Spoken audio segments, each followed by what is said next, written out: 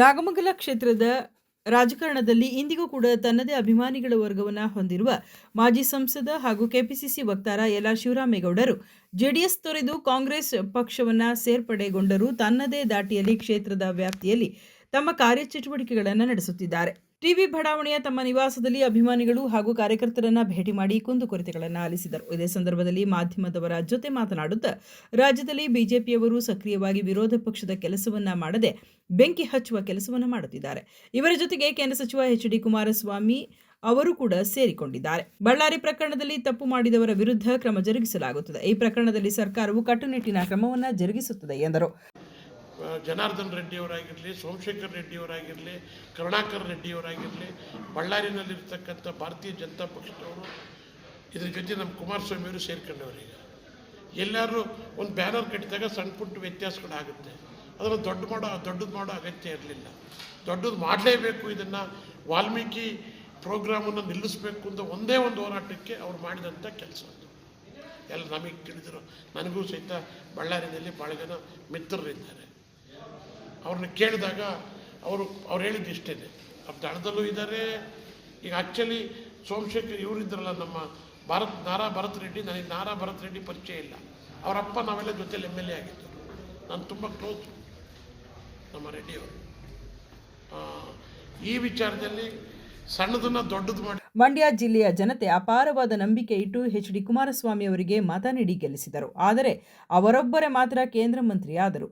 ಬಿಜೆಪಿಗೆ ಹೋದ ಮೇಲೆ ಜೆಡಿಎಸ್ ಪಕ್ಷ ಮಂಕಾಗಿದೆ. ಇವರನ್ನು ಬಿಜೆಪಿ ಪಕ್ಷವೂ ಕೂಡ ಇಟ್ಟುಕೊಳ್ಳುವುದು ಡೌಟು. ಪ್ರಧಾನಮಂತ್ರಿ ನರೇಂದ್ರ ಮೋದಿ ಅವರ ಜೊತೆ ಉನ್ನತ ಹುದ್ದೆಯಲ್ಲಿದ್ದರೂ ಕೂಡ ಮಂಡ್ಯ ಅಭಿವೃದ್ಧಿ ಶೂನ್ಯವಾಗಿದೆ. ಮಂಡ್ಯ ಮತ್ತು ಮೈಸೂರು ಭಾಗಕ್ಕೆ ನಿರುದ್ಯೋಗ ನಿವಾರಣೆ ಮಾಡುವ ಕೆಲಸಕ್ಕೆ ಕೈ ಹಾಕದೆ ಇವರಿಗೆ ಕುಣಿಯಲಾರದ ಹೆಂಗಸಿಗೆ ನೆಲಡೊಂಕು ಎಂಬ ಗಾದೆ ಎಚ್.ಡಿ. ಕುಮಾರಸ್ವಾಮಿ ಅವರಿಗೆ ಸಲ್ಲುತ್ತದೆ. ನರೇಂದ್ರ ಮೋದಿ ಅವರ ಕೈಗೊಂಬೆಯಾಗಿರುವ ಕುಮಾರಸ್ವಾಮಿ ಅವರು ಬಿಜೆಪಿ ಪಕ್ಷವನ್ನು ತೊರೆದು ರಾಜ್ಯದಲ್ಲಿ ಜೆಡಿಎಸ್ ಪಕ್ಷವನ್ನು ಕಟ್ಟುವುದು ಸೂಕ್ತವೆಂದು ವ್ಯಂಗ್ಯವಾಡಿದರು.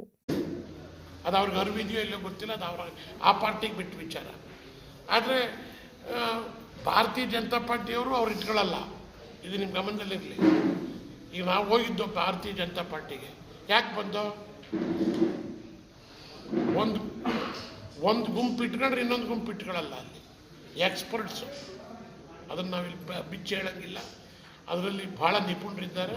ಯಾವುದೇ ಕಾರಣಕ್ಕೂ ಸಹಿತ ಇವತ್ತು ಕುಮಾರಸ್ವಾಮಿಯವರು ಸಹಿತ ಸಂಪೂರ್ಣವಾಗಿ ಅಲ್ಲಿರೋಕ್ಕಾಗೋದಿಲ್ಲ.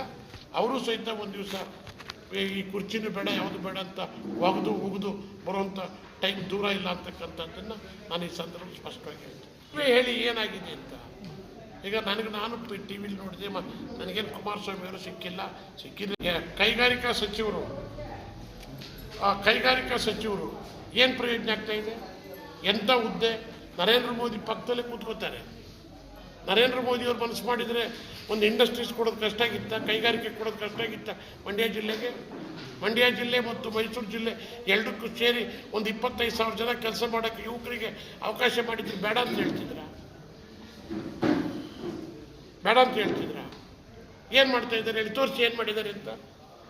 ನೀವು ಪತ್ರಿಕೆಯಲ್ಲಿ ಬರೆದ್ರಿ, ಕುಮಾರಣ್ಣನವರಿಗೆ ಅತ್ಯಧಿಕ ಮತಗಳು ಬಿದ್ದುಬಿಟ್ಟವೆ ಅಂತ. ಅತ್ಯಧಿಕ ಮತ ಬಂದಿದ್ದು ನನಗೆ ಬರೆದ್ರೆ ಅದ 3 ಲಕ್ಷ ನನಗೆ ಬಂದಿದ್ದು ಲೀಡು. ಆ ಶಬ್ದ ಮಾಡೋರು ನೋಡ್ಕೊಳ್ರಿ. ಕುಣಿನಾರ್ದರಿಗೆ ನೆಲದೊಂಟು, ಕುಣಿನಾರ್ದ ಹೆಣ್ಣಿಗೆ ನೆಲ ಡೊಂಕು ಅನ್ನಂಗೆ ಆಯ್ತು ಈ ಕತೆ. ಕುಮಾರಸ್ವಾಮಿಯವರು ನಾವಿಂಥದ್ದು ಮಾಡ್ತಾ ಇದ್ದೀವಿ, ಬನ್ನಿ ನೀವೆಲ್ಲ, ಯಾರು ಬರಲ್ಲ?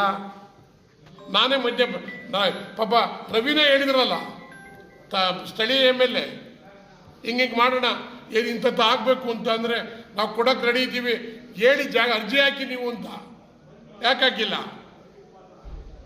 ಅಲ್ಲಿ ಕುಮಾರಸ್ವಾಮಿಯವ್ರದ್ದು ಏನೂ ನಡೀತಾ ಇಲ್ಲ. ಇದನ್ನು ಅರ್ಥ ಮಾಡ್ಕೊಳ್ಳಿ. ನರೇಂದ್ರ ಮೋದಿಯವರು ಸುಚ್ಚು ಎಲ್ಲ ಬರೀ ಓಡಾಡೋಕ್ಕೆ ಜನ ಬಿಟ್ಟವ್ರಷ್ಟೇ. ಕೀ ಎಲ್ಲ ಆಟ ಆಡೋ ಕೀ ಎಲ್ಲ ಅವ್ರ ತಲೆ ಇಟ್ಕೊಂಡವ್ರೆ. ಅದು ಸುಲಭಿಲ್ಲ ನರೇಂದ್ರ ಮೋದಿ. ಇವ್ರಿಗೆಲ್ಲ ಬಗ್ಗೋ ನರೇಂದ್ರ ಮೋದಿ ಏನಲ್ಲ. ಅದರಿಂದ ಕುಮಾರಣ್ಣವ್ರ ಬಗ್ಗೆ ನಾನು ಭಾಳ ತಪ್ಪಾಗಿ ಏನು ಹೇಳ್ತಾ ಇಲ್ಲ. ನೀವು ಅದಕ್ಕೇನೋ ಒಂದು ಚಿತ್ರಣ ಕೊಟ್ಟು ತಿರ್ಗಾ ಇನ್ನು ಅಲ್ಲ, ನನಗಾಗಲಿ ಏನು ತೊಂದರೆ ಇಲ್ಲ, ಪಬ್ಲಿಕ್ಕಾಗಿ ಪೊಲಿಟಿಕಲಿ ಹೇಳ್ತಾ ಇದ್ದೀನಿ. ಕುಮಾರಸ್ವಾಮಿಯವ್ರು ಏನು ಮಾಡ್ತಾವ್ರು ಹೇಳಿ ಹೋಗಿ.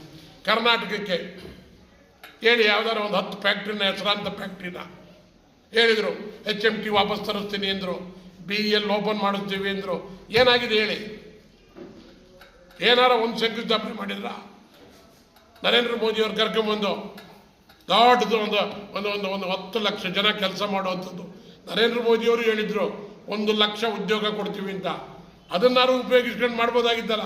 ಕುಮಾರಸ್ವಾಮಿ ಅವರೇನು ಎಳೆ ಬೇರೆ ರಂಗ ಇಲ್ಲಿ 2 ಸಾರಿ ಮುಖ್ಯಮಂತ್ರಿಯಾಗಿದ್ದರು, ಪ್ರಭಾವಿ ಮಂತ್ರಿ. ಯಾಕೆ ಕುಮಾರಸ್ವಾಮಿ ಅವರು ಇಲ್ಲಿ ಕಾಂಗ್ರೆಸ್ದವ್ರ ಮೇಲೆ ಬಂದು ಅದು ಹಂಗೆ ಮಾಡಿಲ್ಲ, ಇದು ಹಿಂಗೆ ಮಾಡಿ ಅದು ಮಾಡ್ಕೊತಾರೆ ಅವರೆಲ್ಲ. ಕುಮಾರಸ್ವಾಮಿ ಅವರಿಗೆ ನಾನು ರಿಕ್ವೆಸ್ಟ್ ಮಾಡ್ತೀನಿ, ಮಂಡ್ಯ ಜಿಲ್ಲೆಯಲ್ಲಿ ಅತ್ಯಧಿಕವಾಗಿ ಪ್ರೀತಿಯಿಂದ ಎಲ್ಲರನ್ನೂ 7 ಜನ MLA ಇದ್ದರೂ ಸಹಿತ ಅತ್ಯಧಿಕ ಮತಗಳನ್ನು ನಮ್ಮ ಮಂಡ್ಯ ಜಿಲ್ಲೆ ಪುಣ್ಯಾತ್ಮರು ಕೊಟ್ಟಿದ್ದಾರೆ.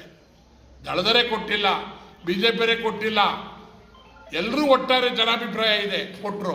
ಏನಾಯ್ತು? What is use? ಅದರಿಂದ ನಾನು ಒತ್ತಾಯ ಮಾಡ್ತೀನಿ, ಕುಮಾರಣ್ಣರಲ್ಲಿ ಏನೂ ಆಗೋದಿಲ್ಲ, ಬಿಸಾಕಿ ಬಂದು ಪಾರ್ಟಿನಾರ ಕಟ್ಟಿ ಅಂತ. ಸುದ್ದಿ 3 ವಾಹಿನಿಯ ಹೆಚ್ಚಿನ ಮಾಹಿತಿಗಾಗಿ ಸಬ್ಸ್ಕ್ರೈಬ್ ಆಗಿ ಹಾಗೂ ಬೆಲ್ ಬಟನ್ ಒತ್ತಿ.